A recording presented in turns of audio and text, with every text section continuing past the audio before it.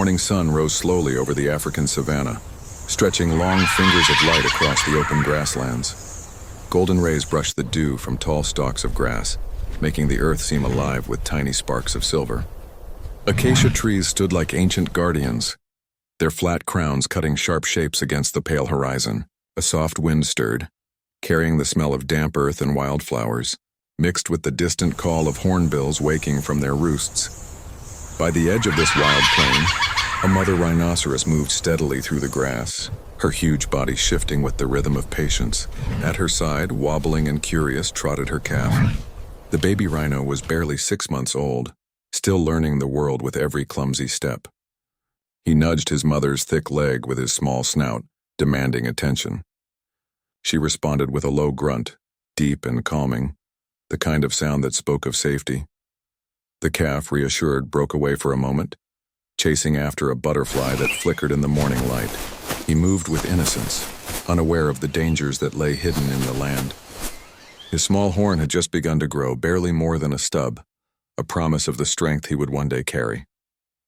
For now, though, he was nothing more than a child, curious, playful, and fragile. Not far away, in the darker green shadows of the jungle's edge, another family stirred. A troop of gorillas had gathered among the trees, peeling bark and plucking fruits from the branches. The air was filled with the sounds of chewing, low grumbles, and the occasional high-pitched squeal of young gorillas playing. Among them sat their leader, a massive silverback. His body was a wall of muscle, his chest broad, his arms thick as tree trunks, but his eyes, dark and steady, carried a weight of thought. They followed his troop with care, but now and then they wandered further, watching the world beyond the trees. From his shaded throne, the silverback could see the rhino mother and calf moving across the grass. He did not move, but his gaze lingered. The savanna was not his domain. His kingdom lay in the jungle, where thick vines and tall fig trees offered protection. But still he watched. Something in his stare seemed almost human, as though he understood more than instinct should allow. The baby rhino, meanwhile, continued to explore. He sniffed at clumps of grass, startled when a flock of guinea fowl burst into the air with beating wings. He galloped awkwardly for a few steps, then stopped, panting, his sides heaving. The mother rhino remained close, her ears twitching. At every sound, her nostrils wide, always alert. She knew this land well, knew its dangers, though she could not yet predict what lay in wait that morning, because the earth itself had been disturbed. Not far ahead, hidden beneath a thin layer of branches and brush, yawned a trap. A pit dug by human hands, deep, cruel, and patient. Poachers had carved it out days earlier, hoping an animal might stumble into it. The edges were sharp, the drop sudden, the bottom impossible to climb. Now it sat silent, like a mouth waiting to swallow whatever innocent creature wandered too close. The mother rhino moved slowly, guided by habit. She turned toward the thicker grasses, searching for a patch of fresh shoots. The baby, distracted by his own curiosity, drifted in the other direction. His small feet pressed lightly into the earth, crunching dried leaves, brushing aside the fragile disguise laid over the pit. He lowered his head, sniffing at the strange smell of freshly turned soil. The breeze carried a stillness now, as though the land itself held its breath. Back in the forest, the silverback shifted his weight. His ears pricked, his nose lifted. He watched as the calf inched toward the hidden danger. For a moment his eyes narrowed, and his chest rumbled with a low growl. It was not anger, but unease, the kind that animals sense before humans even notice. Around him, his troop grew quiet. A young gorilla paused mid-play, staring in the same direction. The calf took another step, his tiny tail flicking. A butterfly drifted past, and he followed, nose pointed upward, unaware of the fragile earth beneath his feet. His mother called softly, a grunt that carried warning, but he only glanced back with a playful squeak. The savanna seemed to tighten. Even the insects slowed their chorus. The air grew heavy with the tension of something about to break. The baby rhino stopped at the edge of the trap, one hoof brushing against the thin layer of branches. The ground gave a faint crack so small it could have been missed. The calf's ears twitched at the sound, but he did not move away. He peered down, curious, pressing his weight forward. The mother froze, sensing something wrong. She stamped her foot, snorted, and gave a louder grunt, but the calf hesitated, torn between play and obedience. The silverback leaned forward in his shadows, his muscles tightening, his black eyes fixed, and then silence. The baby rhino stood at the edge of the unseen pit, balanced on the thin line between safety and disaster. The air was so still that every detail sharpened. The shimmer of dew on the grass, the gentle sway of branches, the slow, steady breath of the silverback in the trees. It was a moment stretched like a bowstring, waiting for release. The calf pawed at the ground again, sending a thin trickle of soil tumbling into darkness. He flinched at the hollow sound it made, tilting his head in confusion. His mother took a step forward, her massive body tense, ready to charge toward him. But the danger was not yet seen, only felt heavy and close. The sun climbed higher, spilling brighter light across the plain, but even the warmth of morning could not soften the edge of unease. Nature was holding its breath. Something was coming, something that would break the calm and test every instinct of mother, child, and even the silent watcher in the trees. And so the scene ended not with a fall, but with a question, an uneasy silence as the baby rhino lingered on the edge of fate, and the land itself waited to see what would happen next. The world broke open with a sound like thunder. The baby rhino's small hooves pressed too far, and the earth beneath him gave way. Branches cracked, soil collapsed, and with a sudden lurch he disappeared into the pit. For a split second there was silence. Then came the scream. A shrill, piercing cry tore through the still morning, the kind of sound that shatters calm and calls every creature to attention. Dust exploded upward in a choking cloud. Inside the pit, the calf struggled wildly, kicking his legs against the steep dirt walls. His little horns scraped uselessly at the earth. Each movement only sent more soil sliding down, burying his body deeper, closing the trap around him. His eyes rolled white with panic, his cries echoing off the hollow chamber. Above him, the mother rhino roared. It was a sound ancient and furious, vibrating through the ground itself. She circled the pit, massive body trembling, her hooves sending tremors through the fragile edge. She tried to reach down, tried to lower her head, but the drop was too steep. She pawed at the rim, tearing at clumps of dirt with her horn, but nothing gave way. Her calf screamed louder, calling to her, and she bellowed back, her voice both desperate and helpless. The savanna answered in chaos. Flocks of birds burst from the trees, wings beating like drums in the sky. Antelope leapt in panicked herds scattering across the plain. Even the insects seemed to fall silent, as though the land itself was frozen by the sound of fear.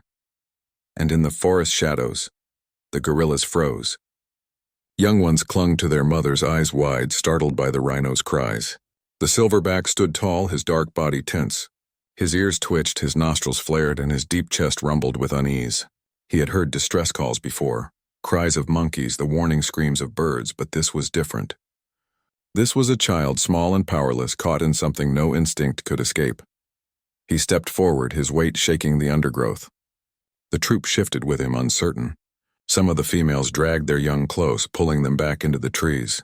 The males hung back, watching their leader for a signal. The silverback's eyes fixed on the pit, on the frantic blur of dust and the helpless wails. He knew the danger. The mother rhino, blinded by fear, could easily turn her rage on anyone who came too near. A single charge from her could crush bone and end a life in seconds. Yet still he moved closer. The baby's cries rose higher, desperate, breaking into sharp, gasping squeals. His little body slammed against the wall, trying to climb, only to slide back into the dust. Each failure weakened him, his movements growing frantic but less sure. The mother screamed again, circling, tearing at the ground in a storm of dust. The gorilla stopped at the forest edge, his massive body framed by vines and shadow. He pounded his chest once, twice, a sound that cracked through the stillness like a drum of war. The earth trembled under the force of it. The troop stirred in answer. Some hooted, some pounded the ground, their voices rising in a chorus of wild alarm. But this was not the cry of attack. It was something different. A rallying call. The silverback stepped into the open, his black fur gleaming in the sunlight, his breath rising in white clouds of dust. He beat his chest again, louder this time, as though declaring his presence to both rhino and jungle. The mother wheeled toward him, her horn slicing the air, her massive head lowered in warning. She bellowed, a thunderous roar of fury, daring him to come closer. For a moment, time itself seemed to hesitate. Predator and prey, forest and plain, mother and stranger, all locked in a single breath of tension. The baby cried again, weaker now, his voice breaking, his legs trembling as he slipped against the dirt. His cry cut through the roar, through the pounding, through everything. The gorilla answered. He charged forward, not at the mother but toward the pit. His huge fists struck the earth, sending up clouds of dust. His troop followed at a distance, nervous but pulled by his command. He reached the edge and began to tear at the ground with his hands, dragging loose soil and branches away from the rim. His movements were fast, powerful, purposeful. The mother roared again, but this time she did not strike. She circled, head-tossing, torn between rage and a strange, trembling pause. She watched as the gorilla dug, as vines snapped under his weight, as the pit's edges shifted. Her calf squealed, stretching his nose upward toward the sudden shadow above him. The silverback's hands moved with furious strength, scraping at the earth, pulling away the false covering left by men. His troop echoed him, smaller hands tugging at branches, pushing stones aside. They were clumsy, but together their energy built a rhythm, a storm of effort. The dust thickened, coating their fur, stinging their eyes. But they did not stop. Every sound of the moment clashed together. The baby's cries, the mother's grunts, the gorilla's hoots and chest beats, the tearing of vines, the crash of falling dirt. It was chaos, raw and unplanned. But in it was something deeper. It was the wild itself, uniting in the face of helplessness. The jungle watched. Monkeys peered from high branches, silent. A pair of vultures circled overhead, drifting slowly, waiting for the end they thought was near. Even the grasses seemed to bow under the weight of the moment. The baby rhino, exhausted, slid down once more, his body half buried in dust. His eyes fluttered with panic, his breath coming in short, shallow gasps. He could not climb. His mother could not reach. The world held its breath.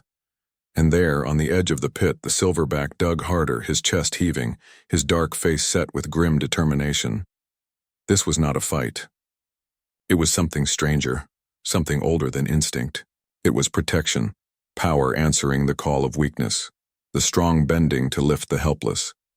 The cries of the calf echoed into silence, then rose again, thinner, weaker.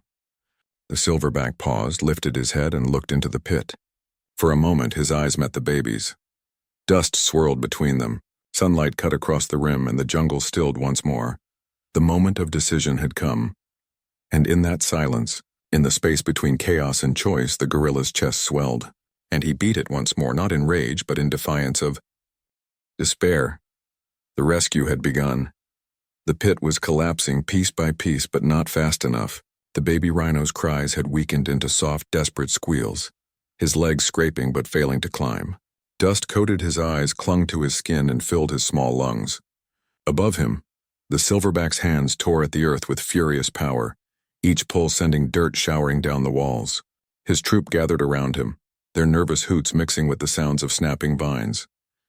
And then something unexpected happened. One of the younger gorillas, barely old enough to wander far from his mother, mimicked the silverback. He scooped handfuls of loose soil and flung them back, imitating the strength he had seen. His tiny actions meant little, but soon another joined him, then another, until the edges of the pit shook with the effort of many hands. The forest itself seemed to answer the silverback's call. His troop had become part of the rescue. The mother rhino watched from the other side of the pit, her massive body trembling with tension. Her instinct told her to charge, to drive away any creature that dared approach her calf. Yet something held her back. She stamped the ground, sending vibrations through the dust, but she did not strike. Her wide, dark eyes followed the gorilla's movements as though some small part of her understood. This was no attack. This was something else. The calf squealed again, his hoarse cry breaking like dry wood. He lifted his head toward the rim where shadows loomed above him. His little legs kicked helplessly, sending pebbles rattling down. He was trapped, but for the first time he was not alone. The silverback pulled harder. His black fur glistened with sweat, his chest heaving with every breath. He tore roots from the earth, yanked away branches, and pushed them back from the pit's edge. His troop copied him, loosening the soil until the once smooth wall began to crumble into a slope. Dust rose into the sunlight, catching the air in golden swirls. The mother rhino stepped closer, her shadow stretching across the pit. She lowered her head, grunting deep in her throat, a sound both warning and plea. The silverback froze for an instant, his hand full of dirt, his eyes meeting hers. The world tightened in that glance. Two giants, beast of the forest and beast of the plain, locked in a fragile truce. Then the silverback dropped the dirt and went back to work. Slowly, painfully, the pit's edges gave way. What had been a vertical prison was now becoming something more like a ramp. Still too steep, still dangerous, but a chance. The calf sensed it. His ears flicked forward, his eyes wide with sudden hope. He tried to climb again, hooves scraping against the loosened earth. This time he rose a little higher before sliding back. The gorillas hooted in excitement, their energy rising. The silverback leaned low, pounding his chest once, the sound echoing like a signal. The baby tried again, pushing with every ounce of his small strength. His hooves dug into the loosened dirt, sending clumps rolling down, but this time he gained ground. His tiny body trembled, every muscle burning with the effort, but he climbed higher. The mother cried out, a deep, booming roar that rolled across the savanna.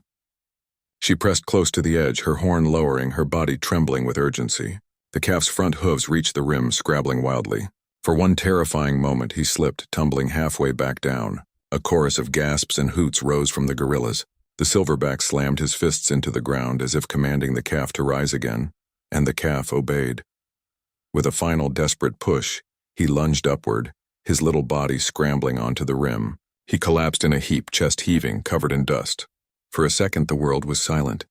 Then the mother moved forward, her massive head lowering as she pressed her snout against her calf. She grunted softly, a sound of relief so deep it seemed to shake the air. The calf responded with a weak squeak, pressing his tiny body against hers. The silverback stepped back, his chest rising and falling with heavy breaths. He stood at the edge of the forest now, his dark form half hidden by vines. Dust coated his fur, his arms trembling with exhaustion. He did not approach. He did not need to. His role was finished. For a moment, the mother rhino looked at him. Her eyes, dark and reflective, lingered on the shadowed figure of the gorilla. It was not gratitude in the human sense, but something older, something deeper, a recognition. She blinked slowly, then lowered her head once more to her calf. The troop gathered around their leader, hooting softly, brushing against one another. The young ones, still excited, pounded the dirt as though proud of their part in the effort. The silverback gave a low rumble, calming them, guiding them back into the safety of the forest. As the gorillas retreated, the savanna seemed to exhale. The chaos faded into stillness. The dust settled. The cries turned to quiet. The sun, now sinking lower, painted the world in orange light. Shadows stretched long across the grass, wrapping the rhino mother and calf in a warm glow. The calf, though weak, stood on his legs again. He pressed against his mother's side, her massive frame sheltering him completely. She nuzzled him, brushing the dust from his skin with her horn, her breath steady and deep. His small eyes closed for a moment, his body trembling but safe.